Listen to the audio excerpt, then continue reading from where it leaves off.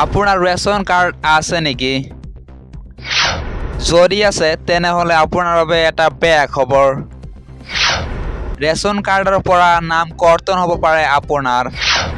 সবিশেষ জানিবলৈ ভিডিঅ'টো শ্বেয়াৰ কৰি সম্পূৰ্ণকৈ চাওক। প্ৰতি মাহে 80 কোটিৰো অধিক ভাৰতীয় ৰেচন ব্যৱস্থাৰ জৰিয়তে চাউল আৰু ঘেঁহু প্ৰধান খাদ্য হিচাপে লাভ কৰে।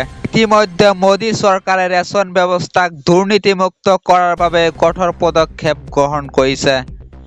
আধাৰ ৰেচন কাৰ্ডক আধাৰ কাৰ্ডৰ সৈতে সংযোগ কৰিবলৈ নিৰ্দেশ দিয়া হৈছে, যাতে ধনী লোকসকলে অবৈধভাৱে দুখীয়াৰ ন্যায্য ৰেচন উপভোগ কৰিব নোৱাৰে। এই পদক্ষেপৰ মূল উদ্দেশ্য হৈছে এজন গ্ৰাহকৰ নামত একাধিক ৰেচন কাৰ্ড বাতিল কৰা। কিন্তু এতিয়াও বহুতে এই নিৰ্দেশনা মনা নাই। তেওঁলোকৰ বাবে অপেক্ষা কৰি আছে ডাঙৰ বিপদ।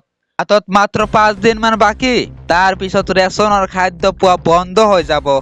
অৰ্থাৎ 1 জানুৱাৰীৰ আগত ৰেচন কাৰ্ডৰ এই কাম সম্পূৰ্ণ হ'ব লাগিব। কেন্দ্ৰীয় খাদ্য যোগান মন্ত্ৰালয়ে ৰেচন কাৰ্ডৰ সৈতে আধাৰ কাৰ্ড সংযোগ কৰাৰ অন্তিম দিন হিচাপে 31 ডিচেম্বৰলৈ সময় বৃদ্ধি কৰিছে।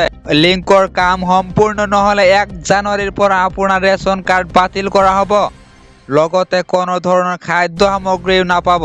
কেন্দ্ৰীয় খাদ্য যোগান মন্ত্ৰালয়ে সমগ্ৰ দেশতে এক গ্ৰাহক এক ৰেচন নীতি ৰূপায়ণ কৰিবলৈ বিচাৰিছে। তাত কেন্দ্ৰৰ বিধি অনুসৰি কিছুমান বিশেষ শ্ৰেণীৰ লোকে নিজৰ প্ৰাপ্য অনুযায়ী ৰেচনৰ দোকানৰ পৰা খাদ্যশস্য সংগ্ৰহ কৰিব পাৰিব। কোনো ধৰণৰ প্ৰবঞ্চনাৰ দ্বাৰা অতিৰিক্ত খাদ্যশস্য সংগ্ৰহ ৰোধ কৰিবলৈ চৰকাৰ বদ্ধপৰিকৰ। আৰু সেইবাবে আধাৰ নম্বৰৰ লগত ৰেচন কাৰ্ড লিংক কৰাৰ কথা চৰ্চা হৈছে। ই সহজে গম পাব এজন ব্যক্তিৰ নামত কিমান ৰেচন কাৰ্ড দিয়া হৈছে।